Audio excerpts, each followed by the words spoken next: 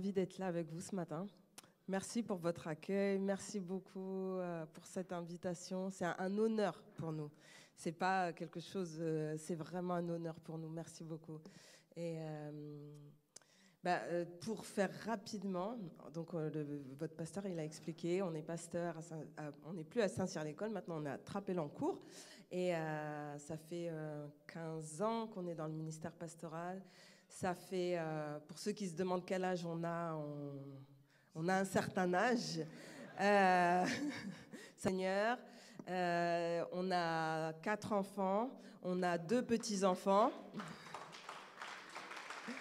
Et on aime le Seigneur surtout, retenez ça, on aime le Seigneur et on veut servir le Seigneur dans la francophonie. C'est vraiment ça notre cœur, que les âmes se donnent à Christ, que l'Église se lève, qu'elle avance avec gloire, réellement en fait, qu'elle conquérisse les territoires. C'est ça notre désir, c'est pour ça que notre cœur brûle, que l'Église conquiert les territoires qui sont à elle.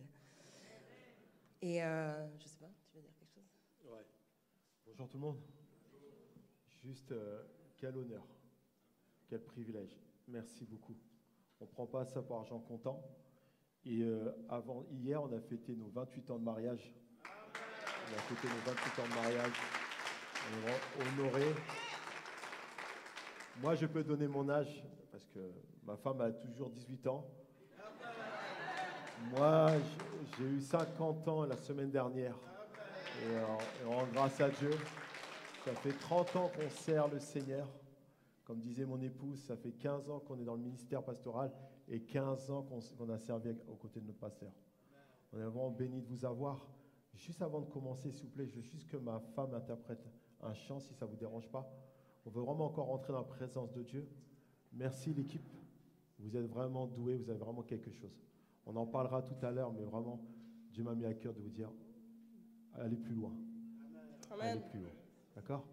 C'est ma femme qui va commencer, vous allez la suivre. D'accord, ça vous va? On est comme à la maison, n'est-ce pas? Merci pour ce privilège.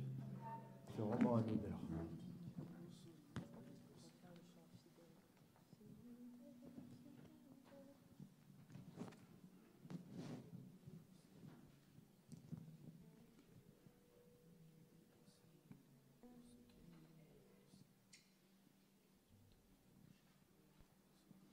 Le chant fidèle. Ouais. Fidèle, fidèle est notre Dieu, fidèle est le Seigneur des Seigneurs.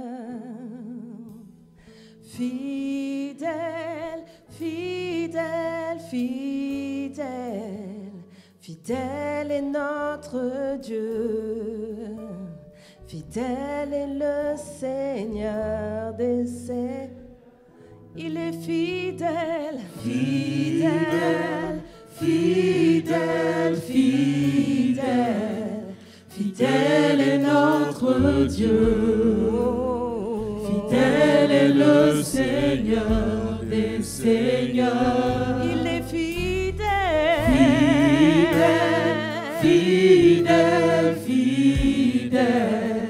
Fidèle est notre Dieu, fidèle est le Seigneur. Il est fidèle, fidèle, fidèle, fidèle est notre Dieu, fidèle est le Seigneur des Seigneurs. Il est fidèle, tellement bon, tellement bon. Fidèle est notre Dieu, fidèle est le Seigneur des Seigneurs. Il est le roi des rois, il est le roi des rois, le Seigneur des Seigneurs. Tout ce dont j'ai besoin, toute ma vie t'appartient. Tu es le roi, tu es le roi des rois, le Seigneur des Seigneurs. tout ce dont j'ai besoin. Toute ma vie t'appartient. Tu es le roi. Tu es le roi des rois. Alléluia. Le Seigneur des seigneurs. Tout ce dont j'ai besoin. Toute ma vie t'appartient. Tu es le roi. Tu es le roi des Tu es rois. le roi. Le Seigneur des seigneurs. Tout ce dont j'ai besoin. Toute ma vie t'appartient. Tu es le roi des rois. Le Seigneur des seigneurs. Tout ce dont j'ai besoin. Toute ma vie t'appartient. Tu es le roi des rois. Le Seigneur des seigneurs. Tout ce dont j'ai besoin. Toute ma vie t'appartient. De tout ton cœur déclare. Tu es le roi Tu des es rois. le roi. Le Seigneur des seigneurs. Tout ce dont j'ai besoin. toute ma vie t'appartient. Tu es le roi Je des déclare rois. ce matin. Le Seigneur des Tu es le seigneurs. Seigneur. Tout ce dont j'ai Tout ce dont besoin. j'ai besoin. Ma vie t'appartient.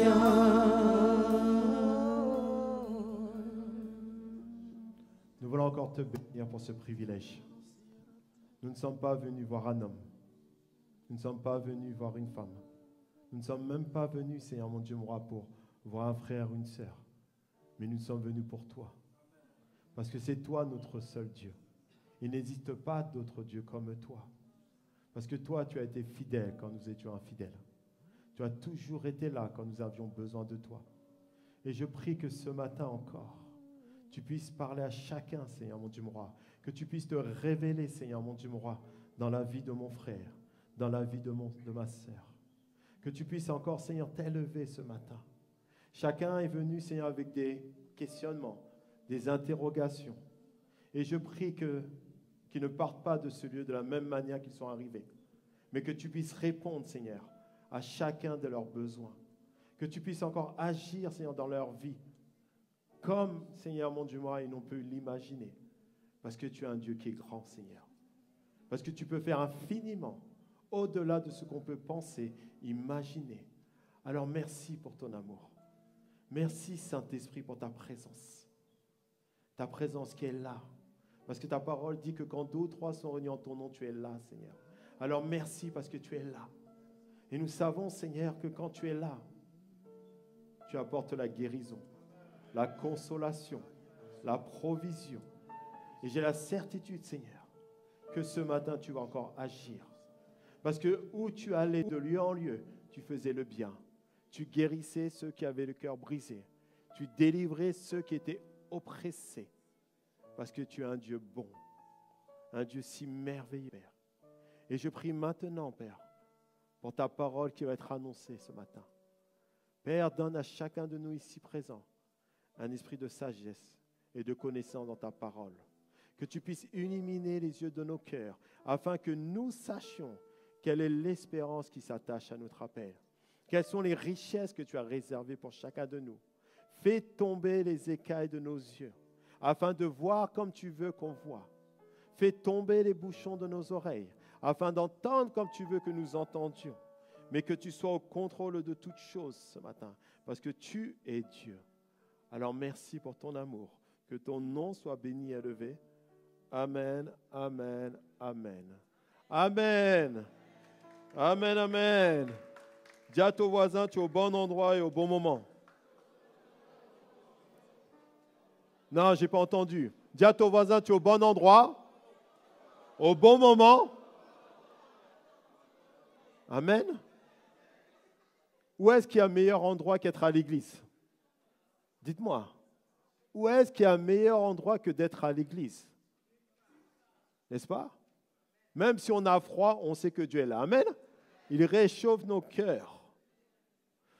Vous savez, j'aimerais encore remercier vos pasteurs. Est-ce que vous pouvez les acclamer, s'il vous plaît?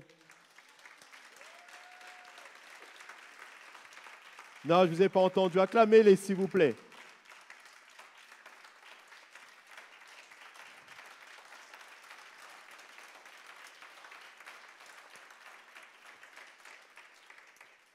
Est-ce que je peux vous dire quelque chose? Vous êtes chéris de Dieu. Vous êtes vraiment aimés de Dieu. Je sais combien ça n'a pas été facile, mais Dieu est avec vous. Ne regardez pas aux autres. Ne regardez pas ce que les autres font. Restez où Dieu vous a dit de rester. Restez dans cette carrière auquel Dieu vous a appelé. Cette ligne de course, vous allez y atteindre. Mais je sais combien ça a été difficile. Mais Dieu a toujours été fidèle et ne vous abandonne pas. Restez ferme. Continuez à faire ce que Dieu vous a appelé à faire. Peu importe ce que les gens disent, peu importe ce que les gens pensent, peu importe ce que vos confrères ou votre église font, vous restez là où Dieu vous a appelé. Parce que Dieu a des choses à faire avec vous. N'abandonnez pas, s'il vous plaît. N'abandonnez pas. Parce que Dieu a des plans merveilleux. Et en tant que couple, restez fort. Ne laissez rien venir entrer. Parce que je crois que Dieu a des plans et des buts merveilleux pour vous. S'il vous plaît, Église, moi qui suis pasteur depuis 15 ans, que nous sommes pasteurs depuis 15 ans, et que nous avons servi plus de 15 ans mon pasteur, ayez un double honneur pour eux. Pas pour les invités. Les invités viennent, ils partent. Moi, j'arrive et demain, je pars. Mais ceux qui doivent un double honneur. Ceux qui doivent avoir votre amour, votre reconnaissance. Vous savez pourquoi? Parce qu'ils ont décidé de payer le prix. Ils ont décidé de ne pas faire ce qu'ils voulaient de leur vie, mais ils ont décidé de courir après la carrière. Est-ce que vous comprenez ça? Ça, c'est des choses qui vont faire la différence dans vos vies. Avoir de la révérence, avoir de l'honneur pour ceux qui servent. Ça, c'est une chose que l'Église doit apprendre. Parce que c'est eux qui seront votre fusée pour aller là où Dieu vous a appelé. Personne d'autre. Nous ne sommes que des invités, on partira. Mais eux, ils sont là, ils pleurent pour vous, ils prient pour vous. Pendant que j'étais là en train de prier, je les voyais à genoux en train de crier à Dieu pour chacune de vos vies et pour ceux qui arrivent. Est-ce que vous comprenez cela? Vous savez, j'ai toujours dit, et c'est ce qu'on va dire aujourd'hui, tous les chrétiens dans les églises sont en CDD, mais nous, les ministères, nous sommes en CDI. Nous n'avons pas le droit d'abandonner. Nous n'avons pas le droit d'abandonner. Est-ce que vous comprenez cela? Parce qu'on sait qui on sert, n'est-ce pas? Et moi, je vous demande, s'il vous plaît, ne bougez pas d'ici. Parce que ici, c'est la terre de Canaan. Votre bénédiction est là. Ne partez pas. N'allez pas en Égypte. N'allez pas dans d'autres endroits. Vous êtes au bon endroit. Amen. C'est pour ça que j'ai commencé par ça. Dis à ton voisin, je suis au bon endroit et au bon moment. Il n'y a pas d'autre moment à rater. Amen. Il n'y a pas d'autre moment à arrêter, n'est-ce pas? Dis à ton voisin, n'ignore pas ton potentiel. Je sais que votre thématique, c'est être conquérant, n'est-ce pas? N'est-ce pas? C'est ça, non? Quand j'ai eu l'invitation, j'ai écouté presque tous les messages qu'il y avait. Parce que je ne voulais pas être à côté de ce que Dieu allait faire ce matin. Mais j'aimerais vous dire quelque chose. Beaucoup d'entre vous, vous ne connaissez pas le potentiel que Dieu a mis en vous. Vous êtes en train de regarder les autres, mais vous ne connaissez pas le potentiel.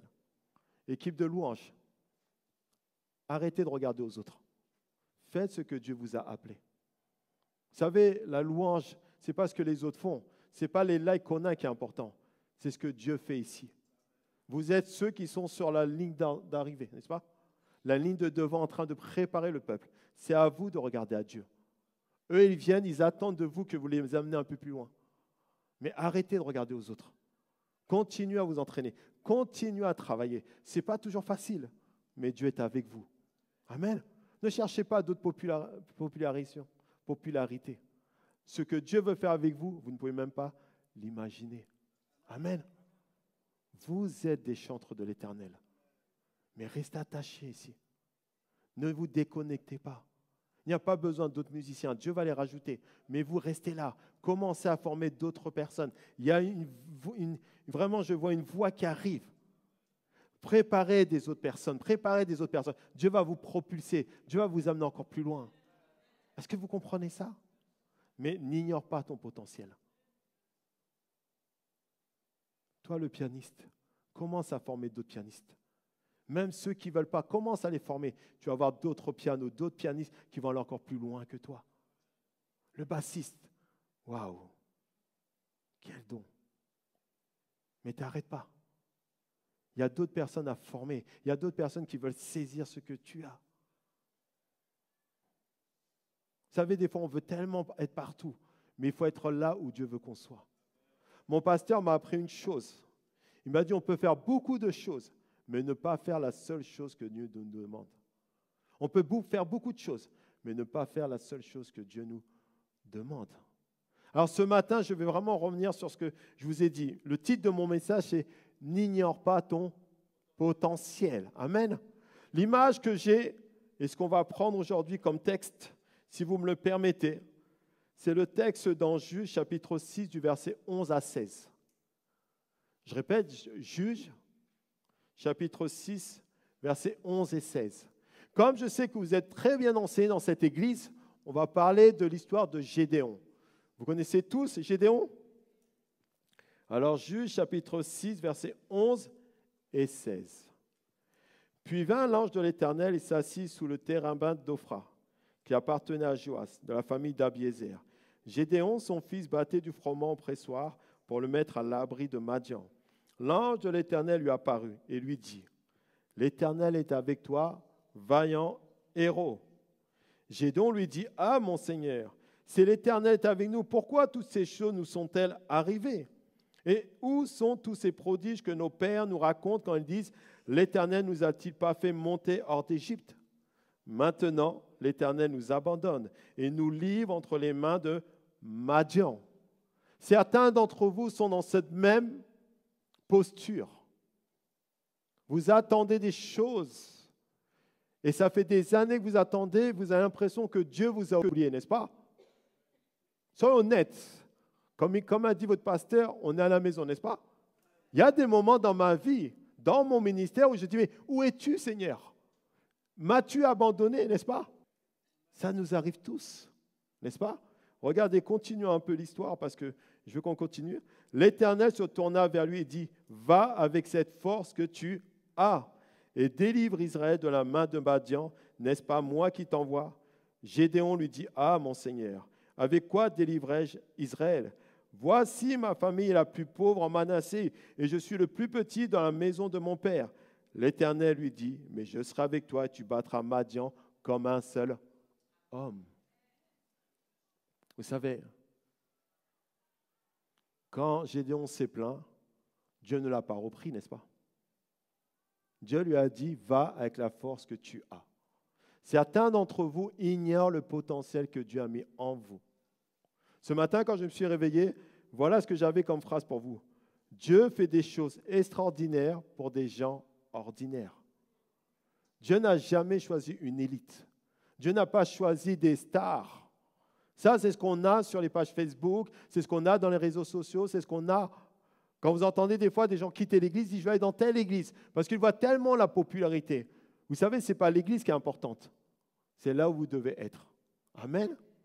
Et là où vous êtes au bon endroit. Et ce matin, je vais vous parler de 3 choses pour moi qui sont importantes et ce qu'on va comprendre. Qu'est-ce qui fait de nous des conquérants? Dis à ton voisin, qu'est-ce qui fait de toi un conquérant? La deuxième chose qu'on verra, c'est quels sont les traits de caractère que Gédéon avait pour se retrouver justement à se poser la question, pourquoi est-ce qu'il a eu l'impression que Dieu l'avait abandonné? Et la dernière, ça sera les 4 pas d'un conquérant qui se lève. Amen. Est-ce que vous êtes prêts? Vous avez attaché votre ceinture? Parce que maintenant, on a le texte, n'est-ce pas? Alors, qu'est-ce qui fait de toi et moi un conquérant? Est-ce que c'est l'effet de toujours vivre la victoire de tous les jours? Qu'est-ce qui fait de nous aujourd'hui ce que je vais appeler un conquérant? Et souvent, l'erreur qu'on pense, Être un conquérant, c'est d'être un pasteur de 1000 membres ou d'avoir une réussite dans tout ce qu'on entreprend, n'est-ce pas? Mais moi, je crois que chacun de nous, quotidiennement, nous sommes des conquérants. Vous savez pourquoi? Parce que nous luttons contre des problèmes tels que la santé, tels que les finances, tels que le chômage, les climats malsains, tels que le mariage ou la sécheresse spirituelle, n'est-ce pas? Vous allez dire, pasteur, comment tu sais que je combats le bon combat? Parce que ce matin, tu es là. Peut-être tu luttes contre la maladie. Peut-être tu luttes avec ton mariage. Peut-être tu luttes avec ton célibat. Peut-être tu luttes avec ta santé ou avec tes finances. Mais ce matin, tu as décidé de venir. C'est ce qui fait de toi un conquérant, n'est-ce pas? Parce que si tu n'étais pas un conquérant, tu serais resté au lit, en train de parler, en train de méditer sur les problèmes. Mais tu as décidé ce matin de venir écouter un jeune homme et dire non, moi je vais écouter la parole de Dieu. Est-ce que vous comprenez cela? Mais souvent, nous pensons qu'un conquérant, c'est celui qui a grimpé l'Everest, qui a grimpé le Mont Blanc, qui a fait des exploits. Mais les exploits, en réalité, c'est quoi? C'est ce qu'on fait tous les jours. On combat contre les choses qu'on vit au quotidien, n'est-ce pas? Mais souvent, nous voulons être des conquérants. Nous pensons qu'être un conquérant, c'est celui qui va évangéliser, qui va avoir 1000 âmes qui vont venir. Ce n'est pas ça être un conquérant. Être un conquérant, c'est être face à la vie qu'on mène tous les jours. Vous savez, ça fait 28 ans de mariage. On m'a demandé, c'est quoi la clé de la réussite de mon mariage? Vous savez ce que c'est? Messieurs, je dis, j'ai toujours le dernier mot avec madame. C'est ça la clé de mon mariage. Vous savez c'est lequel? C'est oui, chérie. C'est fini. Oui, chérie. Ça fait 28 ans que c'est comme ça. J'ai dit oui, chérie, tu as raison. Oui, chérie, je t'aime. Est-ce que vous comprenez cela? On va dans les magasins, elle veut acheter. Je dis oui, chérie. Est-ce que vous comprenez? Messieurs, faites comme moi. La Bible dit qu'on est l'homme, n'est-ce pas? C'est nous la tête. On aura toujours le dernier mot, n'est-ce pas? C'est oui, chérie. Est-ce que vous comprenez ce que je veux dire? Mais la réalité dans tout ça, qu'est-ce qui a fait que je puisse conquérir mon mariage pendant 28 ans? C'est la seule et simple raison. C'est que j'ai toujours mis la parole de Dieu devant moi. Que ce que Dieu a uni, personne ne peut le désunir. Est-ce que vous comprenez ça? C'est ça qui fait de moi un conquérant. J'ai conquis mon mariage, mais je ne m'arrête pas à 28 ans. Je vais aller encore jusqu'à 50 ans de mariage, vous comprenez? C'est-à-dire que tous les jours, je combats le bon combat. Est-ce que vous comprenez? C'est ça être un conquérant. Souvent, on nous parle et souvent on parle des victoires, mais on ne parle jamais entre la victoire et le chemin qu'on a parcouru. Et le chemin qu'on parcourt, il est semé d'embûches, d'interrogations. Est-ce que vous comprenez? De doutes, d'incertitudes. Des fois, on se pose même la question, est-ce que vraiment c'est Dieu qui m'a appelé? On est comme Gédéon en ce moment précis, vous vous rappelez? Le Seigneur va commencer par Gédéon, par le mot « vaillant héros ». Gédéon dit, mais comment on peut être un vaillant héros? Ça fait plus d'un siècle qu'on est dominé par les Madianites, qu'on est sous l'esclavage. Mais lui, il décide, Dieu ne voit pas comme une personne défaitiste, mais il le voit comme un héros. Et désolé de te le dire ce matin, Dieu ne te voit pas comme un échec, Dieu te voit comme un conquérant. Est-ce que tu comprends cela? Vous pouvez dire ce que vous voulez. Vous pouvez vous avoir, peut-être même vous êtes disputé avec votre épouse ce matin, mais Dieu ne vous voit pas comme cela. Dieu vous voit comme un héros. Est-ce que vous comprenez ça? Et c'est ce qu'on va voir aujourd'hui. Et c'est pour ça que je disais ce matin, mon message, c'est n'ignore pas ton potentiel. Parce que ce qu'il y a de plus malheureux dans la vie chrétienne, vous savez que c'est quoi? C'est de partir auprès du Seigneur sans avoir accompli ses plans et ses buts. Nous sommes trop nombreux. Nous voulons gagner le monde, mais Dieu ne te demande pas de gagner le monde. Dieu te demande déjà de gagner toi. Est-ce que vous comprenez cela? Et comme je disais tout à l'heure, les victoires qu'on a sur la santé, les victoires qu'on a sur nos finances, les victoires qu'on a sur le chômage, sur la sécheresse spirituelle, sur le rejet, ben c'est ça conquérir quelque chose, n'est-ce pas? Je ne suis pas venu pour vous demander de gravir le mont d'Everest. Je suis juste en train de vous faire constater que chaque pas que tu fais va t'amener vers la victoire. Mais que chaque pas que tu ne fais pas t'amène dans la défaite. Est-ce que vous comprenez cela? Et c'est ce qu'il est en train de révéler à Gédéon. Il dit non, Gédéon, tu n'es pas ce que tu penses être. Regardez comment il va dire, je suis le plus petit de ma famille. Et quelquefois dans les églises, c'est comme ça. Quand je suis invité dans des églises, petites, grandes, moyennes, peu importe, les gens regardent toujours l'église comme si c'est une petite église. Non, tu as un grand Père. Ton Père, il est grand. Ton Père, il est merveilleux. Est-ce que vous comprenez cela? Ah oui, mais moi, mon église, non, ce n'est pas le problème. Tu marches avec Dieu. Amen. Peu importe que tu sois 5 membres, peu importe que tu sois 100 membres ou 1000 membres, on sert le même Dieu. Est-ce que vous comprenez cela? Mais ça, non, pasteur, mais non. C'est ce qu'il est en train de se dire lui-même. Parce qu'il a sa vision qui est tronquée. Par quoi? Parce que ce que les gens disent. Parce que les gens pensent. Mais Dieu va l'appeler vaillant héros. Est-ce que vous imaginez ça? Moi, quand je lisais mon texte ce matin, hier, j'étais en train de méditer dessus, je dis, tu te rends compte, il voit Gédéon comme un héros, mais Gédéon va retracer tout ce qu'il n'est pas. Parce que les yeux de Dieu ne sont pas nos yeux. Est-ce que vous comprenez cela? Toi, tu penses que oui, mais oh, j'ai du travail. Mais c'est une grâce d'avoir du travail, n'est-ce pas? Vous le savez tous, n'est-ce pas? J'espère quand même. Mais pourquoi je dis ça?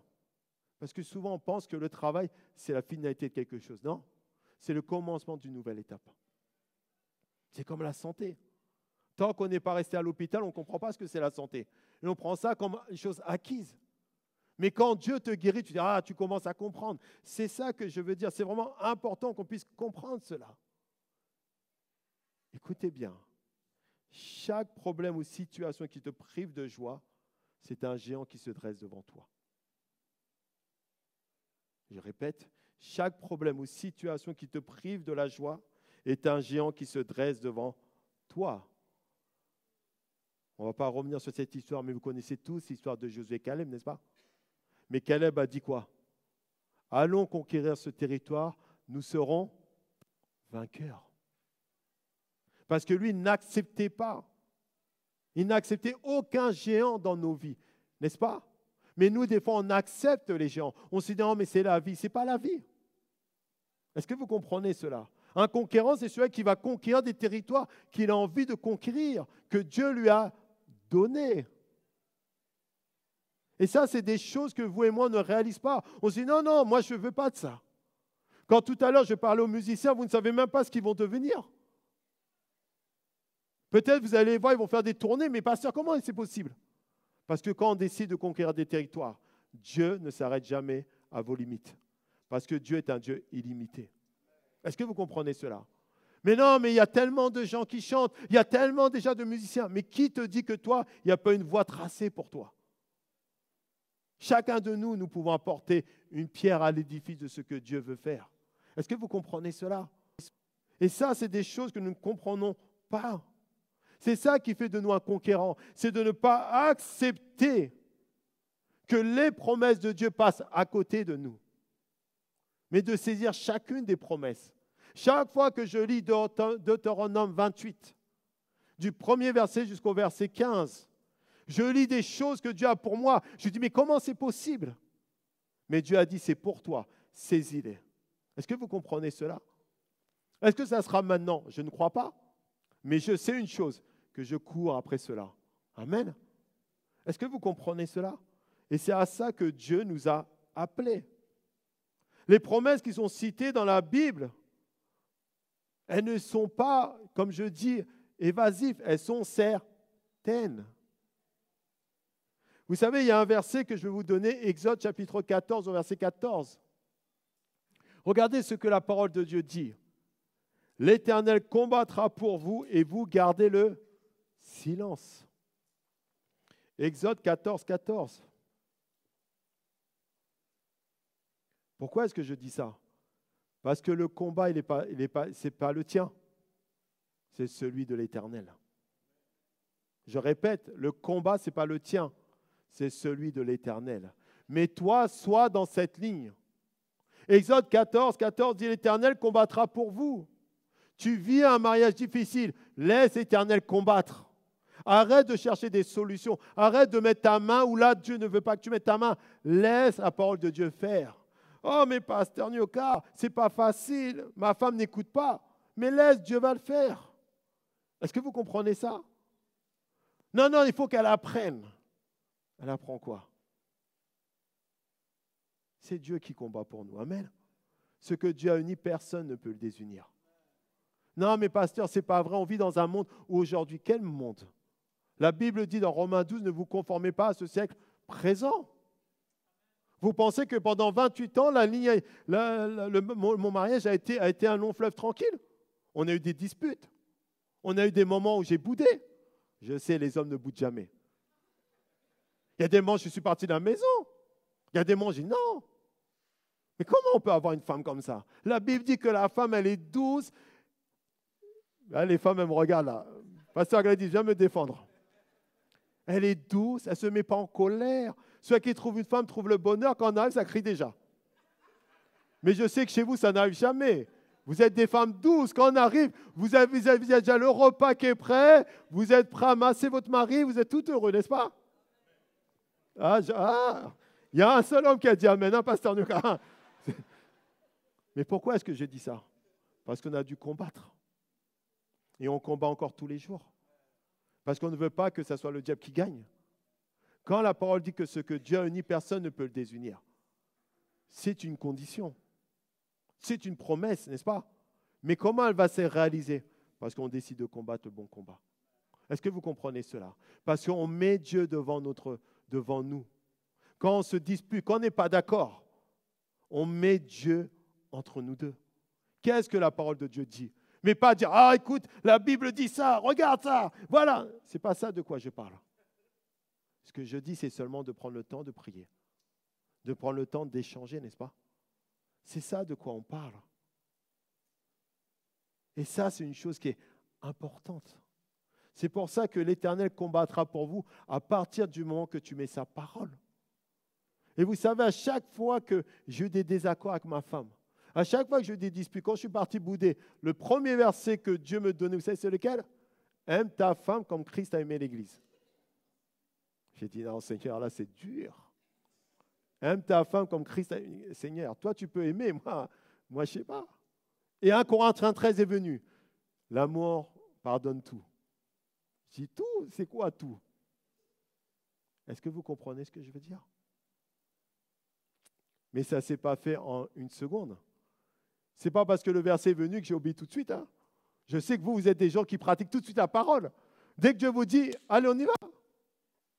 Mais j'ai laissé la parole de Dieu travailler. J'ai travaillé sur mon caractère. J'ai travaillé sur ce qui pouvait blesser ma femme en disant, non, je dois changer. Est-ce que vous comprenez ça? Quand la parole de Dieu vient, elle ne vient pas pour changer ton épouse, elle vient pour te changer toi. Je dis la même chose. Elle ne vient pas pour changer ton époux, mais elle vient pour te changer toi. Souvent, l'erreur qu'on fait, et c'est ce que j'ai constaté, et pasteur Nyoka, il sait de quoi je parle, quand nous prêchons, les prédicateurs, on sait que souvent la femme ou le mari fait « Mais non, c'est pour toi la parole. » Est-ce que vous comprenez cela? Mais c'est la même chose. C'était notre géant. Je n'ai pas grandi dans une famille avec un modèle, moi. Vous savez, mon père, le modèle d'amour qu'il me donnait, vous savez ce que c'était? Il me frappait. Le modèle de mon père, c'était ça, l'amour. Il me tabassait. Un jour, un meuble tombe sur moi. À la place de me relever, il m'a levé, il m'a soulevé, il m'a tabassé. Et après, il m'a mis du piment, il m'a mis dans une cave. Est-ce que vous comprenez? Alors moi, l'amour d'une famille, je ne sais pas ce que c'est. Moi, j'ai vu mon père frapper ma mère. Est-ce que vous comprenez? Alors imaginez-vous, on dit souvent, oui, mais Dieu ne peut pas, on dit que on vient de la... Comment on peut dire ça? On est construit par l'environnement où on est, n'est-ce pas? Alors comment j'ai fait pour avoir 28 ans de mariage? Parce que Dieu a travaillé en moi. Et Dieu continue à travailler en moi. Est-ce que vous comprenez cela? Il n'y a pas d'issue impossible pour Dieu. Dieu est capable de vous prendre dans un endroit pour vous transformer et vous changer. Mais vous devez laisser l'Éternel combattre pour vous. Vous devez arrêter de dire, ce n'est pas possible. Tout est possible à celui qui croit. Est-ce que vous comprenez cela? C'est ça qui fait de nous un conquérant et rien d'autre. Ce qui fait de nous un conquérant, c'est laisser Dieu faire pour nous. Ne dites pas, ah ça y est, pasteur Pat, il a parlé, je rentre à la maison, je vais changer. Non, laisse Dieu faire. Comme un thé, quand vous voulez que ça soit une infusion, l'eau elle est chaude, vous mettez sachet thé, il va se disperser, n'est-ce pas? Mais nous, dès qu'on n'entend pas, on pense que ça va se faire comme ça. Ça a mis du temps. Est-ce que vous comprenez ce que je veux dire? C'est pour ça, soyez patient avec vous-même. Mais pourquoi des fois on met du temps? Parce qu'on a le trait de caractère qui va nous bloquer, n'est-ce pas? Et c'est ce qu'on va voir, n'est-ce pas? Et on va parler de ça. Mais la chose que vous et moi, nous devons comprendre déjà. Parce que je ne peux pas vous parler de ce que j'appelle le trait de caractère de Gédéon sans vous faire comprendre où est-ce que Gédéon se retrouvait. Gédéon s'est retrouvé, ce que j'appelle, et c'est comme ça que j'ai, déjà, premièrement, il n'est pas né juge en Israël. Et pourtant, on le trouve dans le livre de Juges, n'est-ce pas? Et qui va devenir un juge. Il se trouve dans un endroit où on va l'appeler, et désolé de le dire, comme une personne qui vit dans une génération dépourvue de sens. Israël s'était détourné de Dieu. Israël avait oublié qui était Dieu. Mais Dieu va choisir un homme qui s'appelle Gédéon, n'est-ce pas? Pourquoi est-ce que je vous parle de ça? Parce que nous voyons quoi? Nous voyons la première chose, que quand Gédéon va parler, il va dire quoi? Mettez-vous au verset 13, s'il vous plaît. Au verset 13, toujours. « Ah, mon Seigneur, Juge chapitre 6, verset 13, pardon. Ah, mon Seigneur, si l'Éternel est avec nous, pourquoi toutes ces choses nous sont-elles arrivées? » Vous savez, il était en train de regarder quoi? Sa condition, sa situation. C'est pour ça que j'ai appelé un trait de caractère, il avait la frustration. Combien sommes-nous en tant que chrétiens des fois frustrés de la vie chrétienne? Vous jamais? Moi, je suis le premier. Il y a des choses que je m'attends de Dieu, mais je ne le vois pas s'accomplir. Est-ce que vous comprenez cela? Regardez bien ce qu'il dit. Mais et où sont tous ces prodiges que nos pères nous racontent? Où est-ce que se trouve cela? Où est-ce que se trouve quand le Seigneur dit « Donnez, il vous sera donné, on versera dans votre sein une bonne mesure, serrez, secouez, que ça déborde. » Et pourtant, on donne notre dîme, on donne notre offrande. Et des fois, on ne voit même pas le fruit de cela, n'est-ce pas? Ça fait plus de 30 ans que je donne ma dîme et mon offrande. Je ne suis toujours pas millionnaire. Hein? Non, mais je dis la vérité. On nous a dit, oui, tu donneras ta dîme et ton offrande, tu seras béni, n'est-ce pas? Mais nous avons toujours pensé que la bénédiction était accompagnée de quoi? Financière. Ce n'est pas ça qu'il dit. Amen ou pas amen? Vous savez, la plus grande bénédiction qu'on ait, vous savez, c'est quoi? C'est d'avoir Jésus dans notre vie. C'est la seule chose qu'on fait. On ne fait qu'obéir et on s'attend à Dieu sur nos finances. Mais quelquefois, on arrive à des moments dans notre vie où on est frustré. On ne voit pas le bout du chemin, n'est-ce pas? Et après, regardez bien ce qu'il dit. L'Éternel ne nous a pas fait monter hors d'Égypte. Maintenant, l'Éternel nous abandonne et nous livre entre les mains de Madian. Gédéon est en train d'exprimer quoi en réalité? Ses échecs. En train d'exprimer que toutes les promesses qu'on nous a dites, toutes les promesses, moi ça fait plus de 30 ans qu'on me dit Jésus arrive. Il y en a que ça fait plus longtemps, n'est-ce pas? Ou est-ce qu'il arrive encore? Non. Mais vous savez pourquoi? Parce qu'il veut sauver tout le monde. Et moi, je rends grâce que Dieu ne soit pas encore venu. Vous savez pourquoi? Parce que je pense qu'il y a des fois, je n'étais pas prêt. Désolé de le dire. Oui, mais je sais, on va aller au ciel. Oui, mais pourquoi faire? Est-ce que vous comprenez cela? Et j'ai donc vécu cette frustration-là. Comme nous, les chrétiens, nous la vivons quelquefois, n'est-ce pas? Et cette frustration nous empêche à devenir ce que on parle de ce thème, d'être conquérant. Je suis désolé qu'on ne me dise pas ce matin que tous les jours je suis un conquérant. Non, il y a des moments où je suis frustré, n'est-ce pas?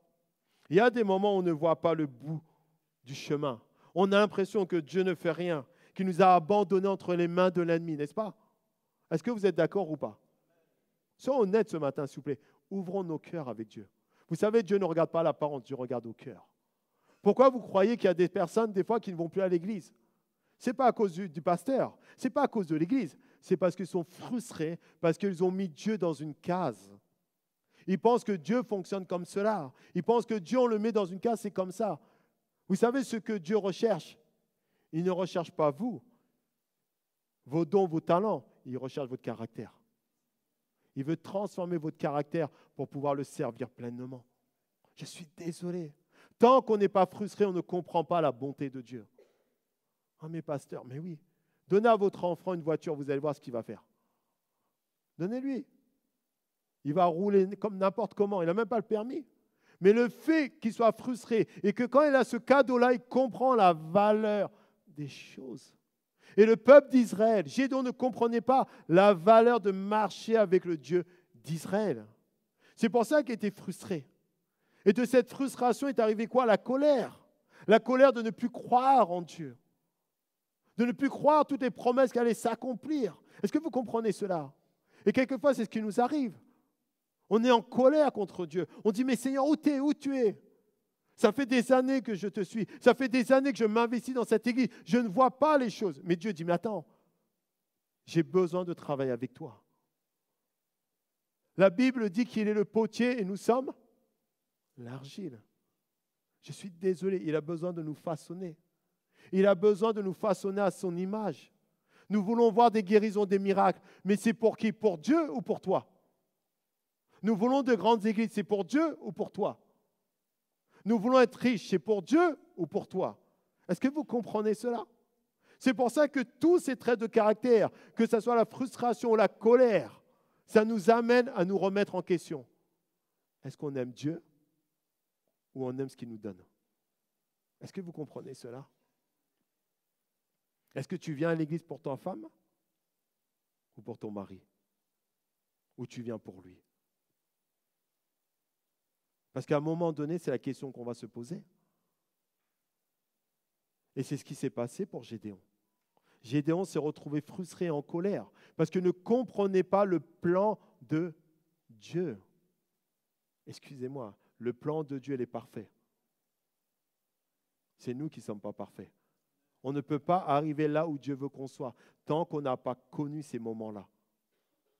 Des moments où on a voulu abandonner. Vous savez, dans mes débuts de vie chrétienne, j'entendais toujours mon pasteur me parler, « Ah, Dieu est un Dieu de bénédiction. Dieu est bon, Dieu t'aime. » Mais je ne voyais rien. Ça faisait 2-3 ans. Et un jour, j'ai dit, « Allez, c'est bon, je jette ma Bible dans la poubelle. » J'ai dit, « Ah, c'est que des fables. » Moi, c'est ce que je pensais, honnêtement. Vous savez, quand vous venez à l'église, chaque fois, vous entendez la même chose du pasteur. « Oh, Dieu est amour, il t'aime. Dieu va te bénir. Dieu va faire de bonnes choses avec toi. Tu vas réussir dans tout ce que tu fais. Tu cherches du travail, tu ne vois rien. Tu cherches une épouse, tu ne vois rien. Tu cherches quelque chose, tu n'as rien. » Je sais que ça ne vous arrive pas, vous êtes bénis, vous. D'accord? Et là, à un moment donné, on se pose la question. Tu es venu pour la bénédiction ou tu es venu pour celui qui bénit? Est-ce que vous comprenez cela? Beaucoup d'églises, beaucoup de chrétiens ne vont plus à l'église. Ils vont à un show, à un spectacle. Nous ne venons pas pour faire un show ou un spectacle. Nous venons pour Jésus-Christ. Amen. Est-ce que vous comprenez la différence? Beaucoup de foules suivaient Jésus, mais il y en a peu qui sont restés avec lui, n'est-ce pas? Regardez ce que va dire Pierre. Mais où veux-tu que j'aille? Tu as les paroles de la vie. Et il faut qu'on arrive à ce point précis pour arriver à un moment donné où on peut conquérir des territoires. Où veux-tu que j'aille? Tu as les paroles de la vie. Vous savez, dans ce monde, rien ne peut vous donner plus de plaisir qu'en étant en Christ. Rien. Les vacances, la voiture, le mariage, rien. Il n'y a que Dieu. Aujourd'hui, j'ai constaté, après 30 ans de vie chrétienne, j'ai constaté qu'en réalité, les gens disent qu'ils aiment Dieu, mais en réalité, ils n'aiment que la bénédiction. Ils ne veulent que être guéris. Ils ne veulent que les choses comme si c'était ça. Mais Dieu ne veut pas te donner ça. Il veut que tu donnes ton cœur. Combien de chrétiens nous avons connus, désolé de dire, qu'on a mariés aujourd'hui, ils ne vont même plus à l'église. Et quand je lui dis, mais en vérité, tu es venu chercher le mariage? Non, non, pasteur, j'aime Dieu. Mais alors pourquoi tu vas plus à l'église? Est-ce que vous comprenez ça? Que ce soit chez moi ou ailleurs, peu importe, vous comprenez? C'est ça, moi, qui m'importe. Parce que la réalité, c'est qu'on leur a donné, excusez-moi d'utiliser un terme, hein, on leur a donné un évangile qui n'est pas l'évangile. Dieu ne recherche pas ton argent. Dieu ne recherche même pas ta vie. Dieu recherche ton cœur. Est-ce que vous comprenez ça? Et c'est ça qui fait de nous des conquérants. Vous savez pourquoi le peuple d'Israël ne voulait pas quitter le désert? Parce qu'ils étaient satisfaits de ce qu'ils avaient. Mais Dieu voulait plus pour eux. C'est pour ça qu'ils ont ramé pendant 40 années. Ils étaient à 7 jours, mais ils n'ont pas eu ce qu'ils voulaient. Vous savez pourquoi? Parce qu'eux ne cherchaient pas Dieu. Ils voulaient seulement leur bien-être. Ils ne voulaient pas combattre le bon combat. Et désolé de le dire, Et peut-être je vais vous choquer, mais chacun de vous, vous avez tous les jours un défi à relever avec Dieu, qui est de s'attacher à Dieu et encore s'attacher plus à Dieu, de l'aimer encore plus. Est-ce que vous comprenez cela? Et malheureusement, de cette frustration arrive la colère et le désespoir. Et ce désespoir nous amène à faire quoi? Et désolé de le dire, nous amène à ne pas conquérir le territoire. Ça, c'est ce que Gédéon est arrivé. Et à un tel point où lui-même, il est arrivé sur un autre trait de caractère qu'on va donner, c'est un manque d'estime de soi, en ne se sentant pas capable. Parce que, vous savez, je veux dire une chose, ça ne commence jamais par des gros problèmes, c'est des petits problèmes qui nous amènent à nous détourner de Dieu. Un jour, quelqu'un est venu et m'a dit, pasteur, moi je veux divorcer. Je dis, mais depuis quand? Non, là, c'est hier. J'ai dit, c'est pas possible. C'est pas possible. Elle t'a pas fait à manger, elle n'a pas fait le ménage? Non, pasteur, j'en peux plus. Et vous savez ce que je lui ai dit? Je lui ai dit, le problème, c'est que vous venez quand la maison brûle. Vous voulez qu'on fasse quoi? Son cœur a déjà pris la décision.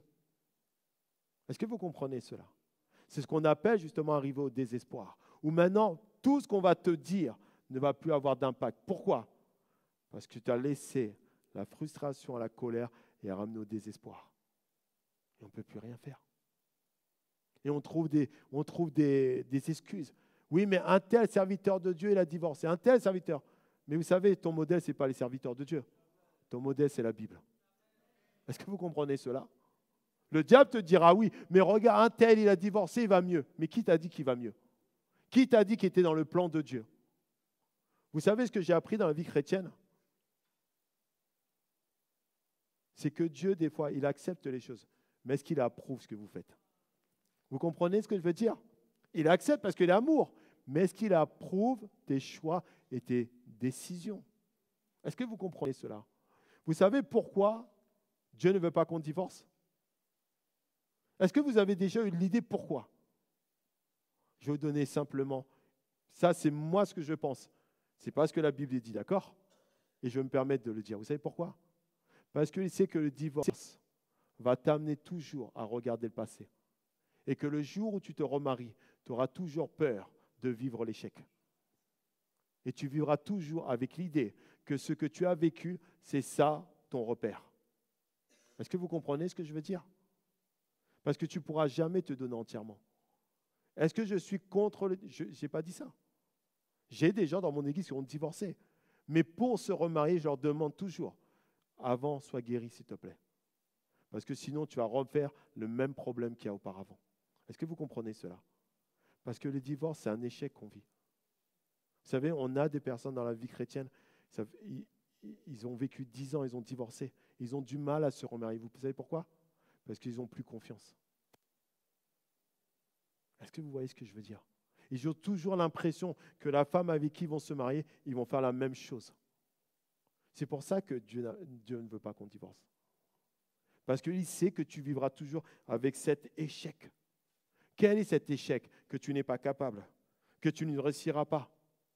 Cette idée que, oui, comme j'ai divorcé, ah non, j'ai fait trop d'erreurs, je ne suis pas un bon mari, je ne suis pas une bonne épouse. Est-ce que vous comprenez cela? Ça, c'est ce que moi, j'ai constaté dans mes 30 ans de vie chrétienne, n'est-ce pas? Dans mes 15 ans de ministère, c'est ce que j'ai constaté, que quand une personne veut se marier, elle a toujours l'impression qu'elle va retrouver la même personne. C'est l'image que j'ai. Ce n'est pas biblique ce que je dis seulement, c'est le constat que je vois des fois dans la vie des gens. Vous voyez où je veux en venir? C'est pour ça que c'est important de comprendre. Maintenant, je veux qu'on finisse par, pas qu'on finisse parce qu'on n'a pas encore fini, mais sur un verset qui m'a hanté. Regardez bien ce qu'il dit. Au verset 15, toujours de Juge, chapitre 6. « Ah, mon Seigneur, avec quoi délivrai-je Israël? Voici ma famille la plus pauvre en Manassé, je suis le plus petit de la maison de mon père. » Vous savez qu'est-ce qui l'a vaincu? C'est le sentiment d'impuissance et de petitesse. D'accord? C'est cette idée que lui, il n'était rien. Excusez-moi, vous n'êtes pas rien. Vous êtes important pour Dieu. Vous êtes un miracle pour quelqu'un. Dis à ton voisin, tu es un miracle pour quelqu'un. Non, je ne te crois pas quand tu dis ça. Est-ce que tu sais que tu es un miracle pour quelqu'un? Que ce que tu as traversé, que tu as vaincu, Dieu va te mettre quelqu'un sur le chemin pour que tu lui donnes la solution. Est-ce que vous comprenez ça? C'est de ça de quoi je parle. Gédéon ne pouvait pas accomplir le plan parce qu'il se voyait toujours comme un petit, comme celui qui n'était pas capable de faire les choses. Est-ce que vous comprenez cela? Et vous et moi, des fois, on se retrouve dans la même situation. Mais comment je ferai? Regarde, je suis dans une petite église. Comment moi je vais faire pour accomplir tes plans? Je n'ai pas d'argent. Mais tu n'as pas besoin d'argent. Tu n'as pas besoin d'une grande église. Tu as besoin de Dieu. Est-ce que vous comprenez cela? Je suis désolé. Vous savez, je n'ai jamais autant voyagé dans ma vie qu'en étant dans le ministère. Pour être simple, je vais juste raconter un peu mon terrain. Moi, j'ai arrêté l'école en 3e. J'ai grandi pas loin d'ici. Moi, j'ai grandi à Grigny, à la Grande Borne. Ouais. Est-ce que vous comprenez cela? Moi, les professeurs m'ont toujours dit, tu es un bon à rien, tu n'y réussiras jamais. Moi, souvent, mes enfants me disent, comment tu étais à l'école, papa? J'ai dit, laisse tomber. Un jour, ma fille me racontait, me dit, oui, il y a un prof qui a viré une de ses collègues dans la classe. Elle me dit, toi, papa, ça arrivait? Non, moi, c'est moi qui virais les profs. Est-ce que vous comprenez cela? Un jour, je suis arrivé devant le proviseur. Et le proviseur, il m'a dit, vous, c'est fini, votre vie. Je ne sais pas ce qu'on va faire de vous, on va vous retrouver en prison. Et pour moi, c'était ça, ma destinée. Je fais juste mon petit témoignage. Mais Dieu m'a amené en Côte d'Ivoire. Dieu m'a amené à Kinshasa. Dieu m'a amené au Canada. Dieu m'a amené en Amérique. Dieu m'a amené dans des endroits où je ne pensais même pas être. Vous savez pourquoi? Parce que j'ai décidé de ne pas regarder à mon passé. J'ai décidé de regarder à Dieu. Et comment j'ai fait? J'ai fait ce que ce verset dit. Tu es un vaillant héros au verset 12. Et désolé, vous êtes des vaillants héros. Vous êtes des héroïnes de Dieu. Est-ce que vous comprenez ça? Votre passé ne dit pas qui vous êtes.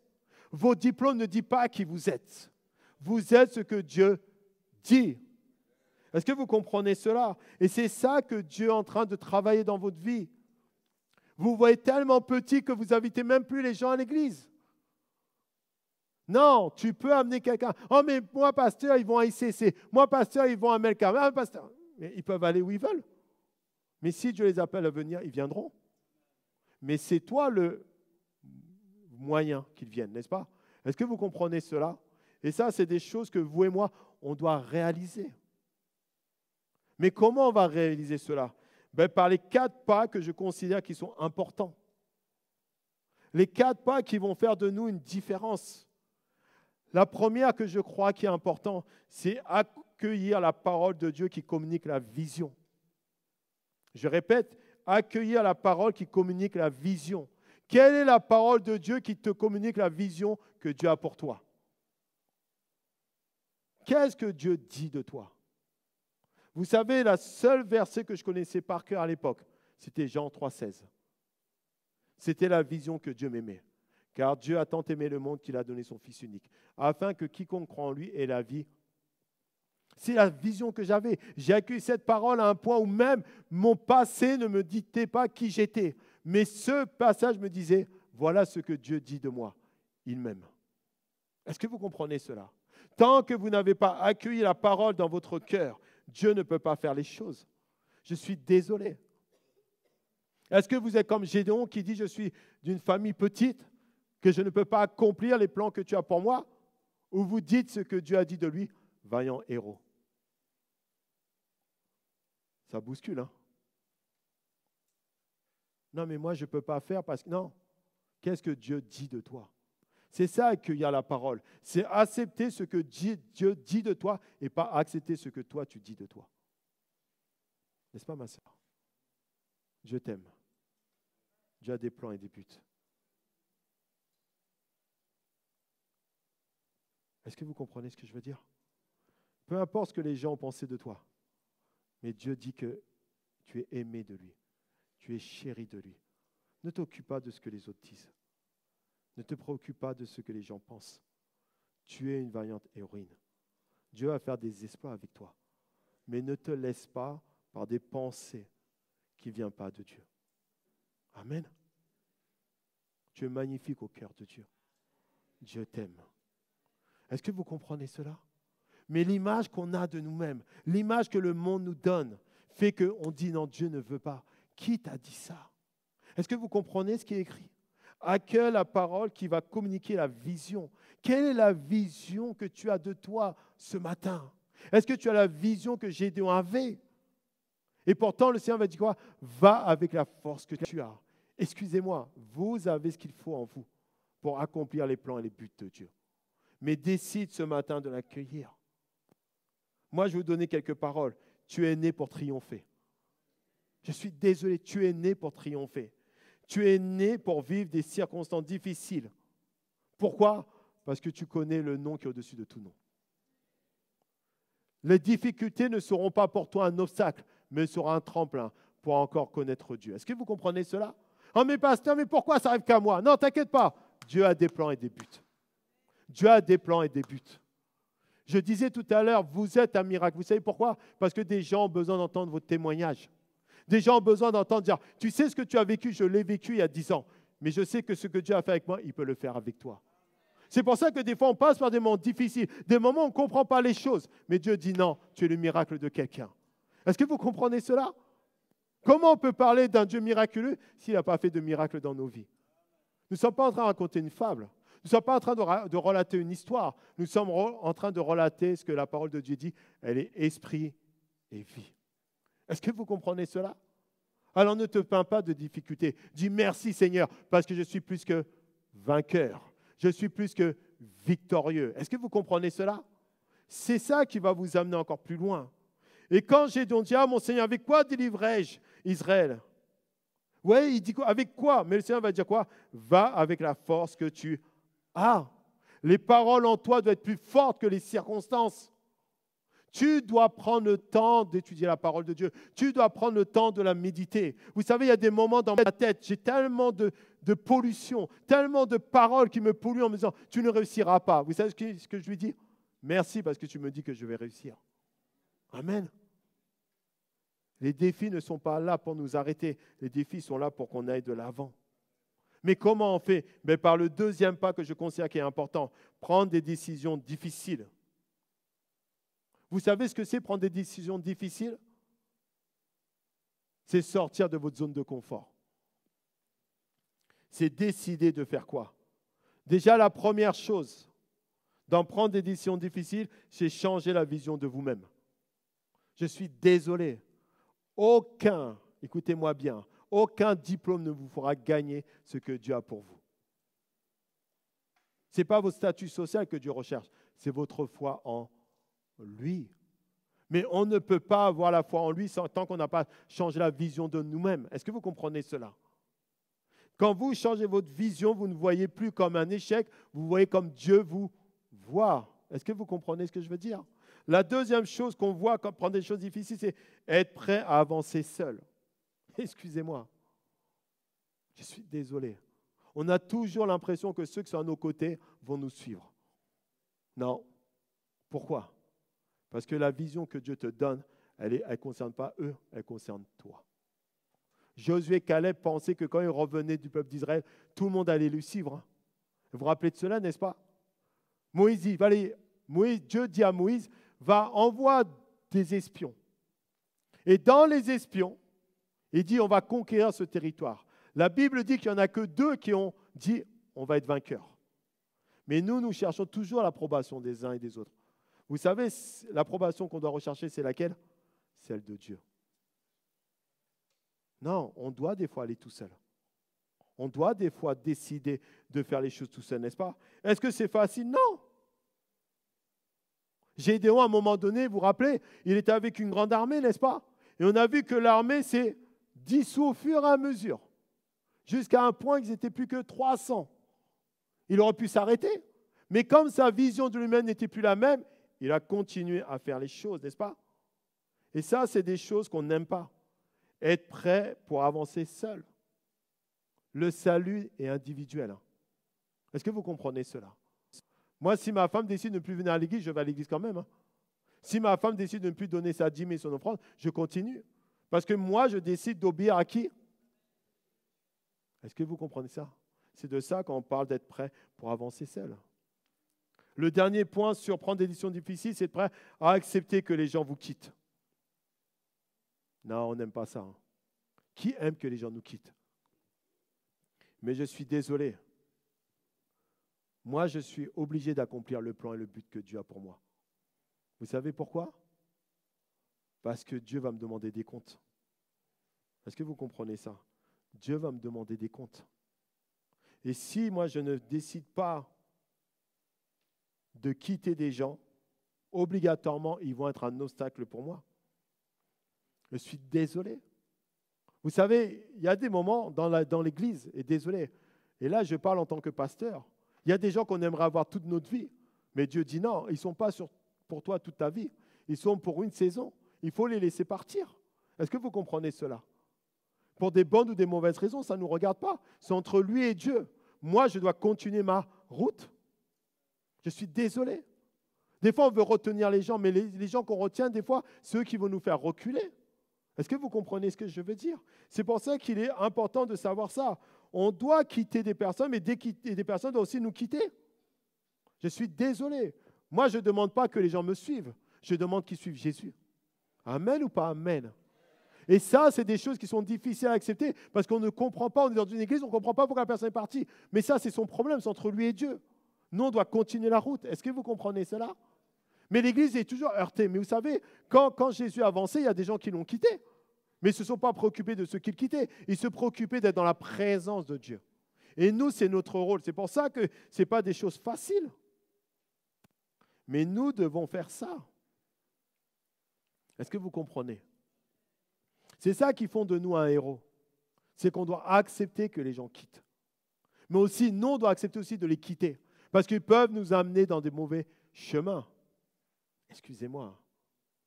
Lot, à un moment donné, il ne devait pas quitter Abraham, mais il a fait un choix. Et regardez, ce choix l'a amené où? À Sodome et Gomorrhe. Et le pire, c'est que son choix a fait perdre aussi quoi? Sa femme. Est-ce que vous comprenez cela? Il y a des gens, et là je parle à vous en tant que membre de cette église CIE, d'accord? Il y a des gens que vous ne devez pas écouter. Parce qu'ils disent des choses qui ne sont pas bibliques. Quand on parlait de double honneur, vous devez les honorer. Est-ce qu'ils n'ont pas de défauts? Non, ils ont des défauts. Mais on les sert. Amen. Que celui qui a péché, que celui qui n'a jamais péché, jette la première pierre. Allons-y. Est-ce que vous comprenez cela? Un double honneur, ce n'est pas avoir vos pasteurs parfaits, c'est de les aimer justement. Amen. Et il y a des gens dans cette église qui étaient là, qui ont pollué certains d'entre vous, qui vous ont dit des choses qui n'étaient pas vraies, parce que c'était leur perception. On est d'accord ou pas? Quand les gens disent ça, vous devez encore plus les aimer. Parce que le diable, ce qu'il essaie de faire, c'est vous faire partir. Amen ou pas amen? Vous comprenez ce que je veux dire? Moi, je ne les connais pas. Mais une chose que je sais, c'est des vrais hommes et des femmes de Dieu qui servent Dieu passionnément, qui sont fidèles et loyaux. Vous savez, mon pasteur m'a appris une chose. On ne peut pas avoir de pasteur sur le net. On ne peut pas avoir de pasteur qu'on ne connaît pas. Les pasteurs, on doit les connaître. On doit connaître leur vie, comment ils se comportent. C'est ça un vrai berger. Si vous regardez, c'est quoi un berger? C'est celui qui est auprès de ses troupeaux. Amen ou pas amen? Est-ce que vous comprenez ce que je veux dire? Et il y a des gens qui ont pollué. Vous devez quitter ces paroles-là. Vous devez aller voir vos pasteurs et dire « Pardonne-nous, pasteur. » Parce qu'on a entendu des choses. On n'aurait pas dû les écouter. Et ça nous a bloqués dans notre vie. Nous vous demandons pardon. Amen. Parce que des fois, ça peut bloquer votre vie spirituelle aussi. Ce n'était pas dans mon message. Hein. Mais c'est vraiment quelque chose que je sens ici. Les gens, ils ont le droit de quitter. Laissez-les quitter. Ce n'est pas votre problème à vous. C'est entre eux et Dieu. Vous devez doubler encore d'efforts pour les aimer. Doubler d'efforts pour les chérir. Les gens auront toujours des raisons. Mais nous, la raison qu'on veut, c'est suivre Christ. Amen. Vous êtes d'accord ou pas? Ça, c'est ça notre chose la plus importante. La troisième chose dans les 4 pas d'un héros qui se lève, c'est être organisé. Je suis désolé. Vous et moi, nous devons savoir organiser notre temps, nos ressources et nos activités. Une vie mal organisée n'est que perte de temps et par conséquent devient improductif. Le but de cela, c'est d'être productif, n'est-ce pas? Vous et moi, nous devons être productifs dans ce que Dieu nous a appelés. Il y a des choses que tu ne faisais pas. Tu dois gérer ton temps. Je donne un exemple. Vous me le permettez? On ne laisse pas du temps à Dieu. On lui donne notre premier temps. Des fois, on donne des miettes à Dieu. Comment tu veux que Dieu te parle? Est-ce que vous comprenez cela? C'est à vous de mettre les priorités des choses de Dieu en premier. Oui, ça demande de l'exercice, ça demande de la discipline. Mais on ne peut pas devenir ce que Dieu veut si on ne discipline pas notre vie. Amen. C'est de ça de quoi on parle. Moi, je crois que plus on est discipliné, plus Dieu va faire les choses. Amen. On finit par ça, s'il vous plaît. Allons dans Juge chapitre 8, verset 4. C'est ce que moi j'ai appelé l'esprit de détermination. Pardon. Juge chapitre 8, verset 4, regardez bien. Gédéon arriva au Jourdain et il le passa, lui et les 300 hommes qui étaient avec lui, fatigués, mais poursuivant toujours. Surlignez le mot poursuivant toujours. Il est parti avec 3000 et se retrouve avec quoi? 300 personnes. Mais la Bible dit, même s'ils étaient fatigués, il continua toujours. Qu'est-ce que je veux parler de ça? Je veux parler de détermination. S'il vous plaît, ne vous relâchez pas. Regardez ce que j'ai noté. Ma famille m'a négligé, mais je ne baisse pas les bras, je me bats encore. J'ai perdu une bataille, mais je ne baisse pas les bras, je me bats encore. Est-ce que vous comprenez cela? Tous les héros de la Bible, dans Hébreux 11, du verset 1 jusqu'au verset 15, on voit que chacun d'eux, à un moment donné, ils auraient pu baisser les bras, mais ils ont continué pour conquérir ce qu'ils avaient. Est-ce que vous comprenez cela? Si nous voulons être des conquérants, nous devons toujours avoir de la détermination. On ne doit pas s'arrêter. On doit continuer. Est-ce que vous êtes d'accord avec moi? C'est de ça de quoi on parle. C'est ces 4 pas que nous avons besoin, n'est-ce pas? Amen. Est-ce qu'on peut se lever? Je veux juste demander à ma femme de revenir et prendre ce temps, mais je veux juste faire la conclusion de ce que j'ai dit. Dis à ton voisin, tu es un héros. Dis-lui, tomber. Non, je n'ai pas entendu. Dis-lui, tu es un héros. Dis-lui, tomber. Dis-lui, tomber, mais pas fini. Tomber, mais pas fini. Amen. Nous sommes engagés dans une bataille. N'est-ce pas? Nous sommes engagés dans une bataille. N'est-ce pas? Décide à saisir la vision que Dieu a pour toi. Et j'aimerais vraiment finir par cette partie-là, pour moi, qui est importante. On va faire une confession avant de prier pour vous, parce qu'on veut vraiment prendre le temps de prier pour vous. Mais je veux qu'on fasse cette confession. Faites cette confession avec moi, s'il vous plaît. Et on va chanter ce chant qui dit fidèle. Amen. Dites avec moi, je ne suis pas ce que les gens disent que je suis. Je ne suis pas ce que les circonstances disent que je suis. Je ne suis pas ce que mon passé dit que je suis. Et je ne suis même pas qui je pense être. Je suis qui Dieu dit que je suis. Je suis qui Dieu dit que je suis. Alors je déclare ce matin que le Saint-Esprit me rappelle tout ce dont je dois me souvenir concernant la vie, les paroles et les actes de Jésus. Ce matin, j'ai la pensée de Christ parce que le Saint-Esprit demeure en moi et m'aide dans tous les moments difficiles de découragement et de force. Je déclare que la fidélité de Dieu me rappelle à tout moment qu'il est fidèle, qu'il est bon, qu'il est merveilleux. Alors merci pour tout ce que tu fais.